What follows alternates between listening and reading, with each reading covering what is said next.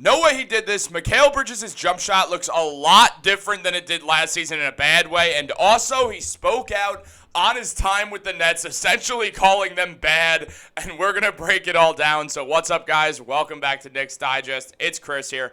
And we're going to jump right into the video today. Now, obviously, Mikal Bridges didn't actually call the Nets bad, though we did say they lost a lot of games. I just want to clear that up. But, guys, Mikal Bridges, he changed his jump shot, and Knicks fans are freaking out about it.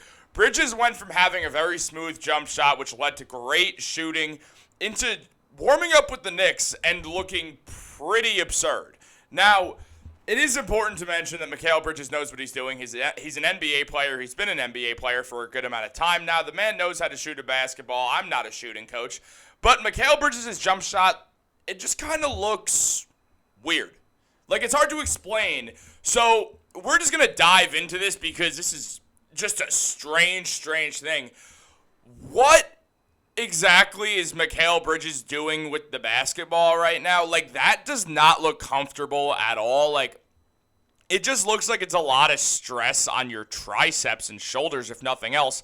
I've never seen Mikal Bridges shoot a basketball like that. He looks like a monster or something, like, with the way his arms are so high. Why is the basketball 2 feet above Mikal's head?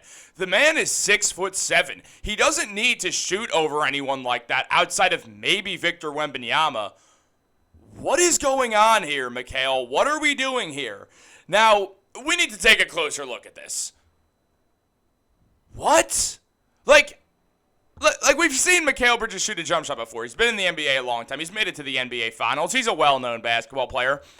What is happening right here? Like, what's going on? Why is this? Why? Like, Mikal, why? You're a good shooter. Why would you change your jump shot? I mean, this looks crazy. This jump shot looks absolutely absurd. Now, there's always a world that his jump shot's going to be completely normal like we used to see. But, like, what is happening here? Now, it's not a great image of Mikal Bridges' jump shot, but it looks a lot more like a normal jump shot here back when he was on Phoenix compared to this. Like, his feet aren't leaving the ground. Looks like he's shooting a free throw or something from beyond the arc. Maybe he's sore, maybe he was tired, maybe he was just messing around. But what Mikal Bridges is doing right here understandably has Knicks fans very concerned, because what is going on here? Now, it's important to mention, again, I'm not an NBA shooting coach. I actually, in fact, when I play basketball, I have a weird jump shot. And guess what? It doesn't work because I'm bad. Partially because I have a weird jump shot. And look, I'd be lying if I said I wasn't a little bit worried about the way Mikal Bridges is shooting the ball right here. I'm not going to act like I'm like, oh, well, it's completely normal. But it's important to note this guy is an NBA player after all. He knows what he's doing. The New York Knicks coaching staff knows what they're doing. Someone definitely saw Bridges' jump shot and asked, why is the ball in the palm of your hands? Why is the ball essentially looking like while it's on your palm, it's also falling off your back finger? Why are you shooting like some hybrid of Larry Bird and Michael Kidd-Gilchrist right now? Like you went into that 2K, the NBA 2K jump shot creator, and just made the most hilarious looking jump shot you could think of, not involving Joakim Noah. What is happening right here? I'm very, very confused by this. And honestly, it's just important to note, again, Mikal knows what he's doing. I don't want to go out here and disparage Mikal Bridges or his jump shot, because the truth is, the man probably knows what he's doing here. He either fixed his jump shot through shooting advice, or he's messing around here, and his jump shot's going to look completely normal in the season. Or maybe he was dealing with an injury, so he was just shooting weirdly to where it doesn't hurt. Like a soreness, not like a real injury, like he's like sore or something. We did trade 5 first-round picks for Mikal Bridges. I think we have right to be a little bit worried when his jump shot starts looking absurd. And right now, his jump shot looks a little bit absurd. Now, again, it's important to note Mikal Bridges knows what he's doing way better than I do. And last season, the man put up 20 points per game. He shot 37% from 3, including 40% on corner threes. Great catch-and-shoot player. Shoots 46% of his shots from beyond the arc, something that I believe is going to go up a tad bit while playing on the Knicks, while playing next to Jalen Brunson and Karl Anthony Towns. Man puts up 20 points a game. Probably not going to do that in New York. It'll probably be near 16 with 4.5 rebounds, 3.5 assists, and he is one of the best defenders in basketball. Mikal Bridges is a phenomenal basketball player, and I'm not trying to act like he's not, but it is a little bit worrisome when you trade a bunch of picks for a guy, and then his jump shot starts going out looking kind of absurd. Like, it's understandable for us to be freaked out.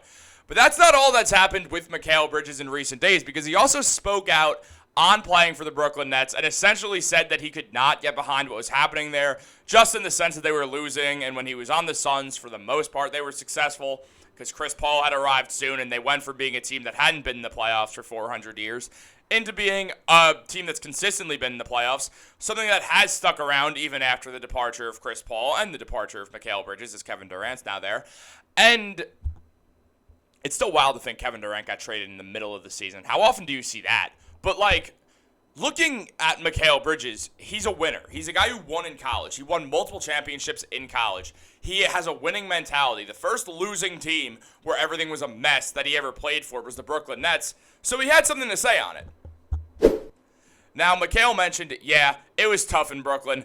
We were losing. Even personally, I didn't think I handled it as well as I could. I always preach mental toughness and never losing your sprite, but it was just something I never dealt with like that. And I think it was just a lot for that team in general when I was there and the expectation for everybody, and I didn't think I handled it as good as I should have. Coming here, it's good. Everybody's locked in and everybody's motivated, and Coach Tom Thibodeau got everybody locked in, so it's great to be here. I mean, that is screaming two things. One of them, let's be real, the Knicks are good. They have a good front office. They're a high-class organization, something that is new, but it's still the case. The Nets are not. And it's just how it goes. The Nets just don't happen to be any of that right now. They're a losing team. They have an awful vibe around them. The coaching situation's been a revolving door these last few years. The front office has not been great at their job outside of what they did with the Mikal Bridges stuff. So, yeah, Mikal's happy that he's on a winning team again, and that's great, and we love that. And I love that Mikal Bridges is out there on a winning team on the New York Knicks like we always wanted him to be. It came true after all that time, and he's clearly excited to be here. Something to mention is that Mikal Bridges was also always rumored to be going to the Knicks throughout the season. That did not help the Brooklyn Nets go out there and have any success or have any good energy when your best player is literally, yes, I said best player to the Nets fan who shows up. I don't know what to call you because you keep changing your name, dude. Commenting that you're taking a bath while watching my YouTube channel, dude. Oh, Knicks Digest fans, we're an interesting bunch here. But on all seriousness, there was so much rumors about Mikal going to the Knicks anyway that it definitely didn't help the Nets vibe, and Mikal didn't want to be on a losing team because he spent much of his life winning basketball, and then when you go to the NBA, sometimes you get put on losing teams for the first time in your life, and it is tough to deal with. Mikal got traded to the Knicks. That has a winning environment. Clearly, he's going to be a big part of that, and I cannot wait to watch this season come down to it, so hopefully that jump shot's all right. I'm going to go out on a limb here and say once again, Mikal Bridges is an NBA player. He's a very good NBA player, in fact. The man knows how to shoot a basketball way better than any of us do in these comments. None of us are better shooters than Mikal Bridges unless someone watching this is in the NBA and happens to be a better shooter than one of the better shooters in the NBA today. So look, what I'm trying to say here is Mikal Bridges is going to be fine. For anyone worried about Mikal's jump shot, don't be. Yes, it's worrisome when you look at that form, but plenty of guys have weird forms and have succeeded, and it's more likely than not we're just going to see Mikal Bridges shoot like the normal Mikal Bridges once he gets things going, or this jump shot makes him a better shooter, and he got coached over it over the offseason, and the Knicks went in and were like, we're going to fix your jump shot, we're going to make you an even better shooter, because you're playing next to Jalen Brunson, you're playing next to Karl Anthony Towns. The 5-out court spacing is going to be a very important thing for the Knicks, and Mikal Bridges is widely regarded, and I will agree to this, as the third best player on the New York Knicks, being a top 5 on-ball defender in basketball, being one of the better offensive players who's a defensive specialist at the same time.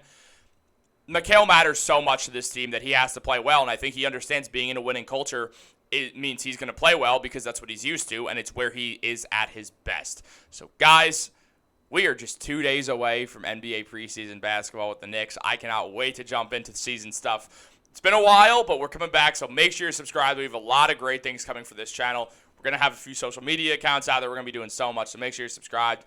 Tune in for the live stream coming in around 4 hours. You guys don't want to miss it. We'll have Matt Long, my co-host, as a guest. My co-host on Jets Digest, not on Knicks. Shout out to Ariel. We'll have Matt Long, my Jets Digest co-host, out here He'll be a guest on it once again. It's a great time, guys. You don't want to miss it. He was my college roommate. It's a ton of fun watching us just kind of just have the great chemistry that we have and laugh and have a great time. This is a long outro. Have a great day and go Knicks.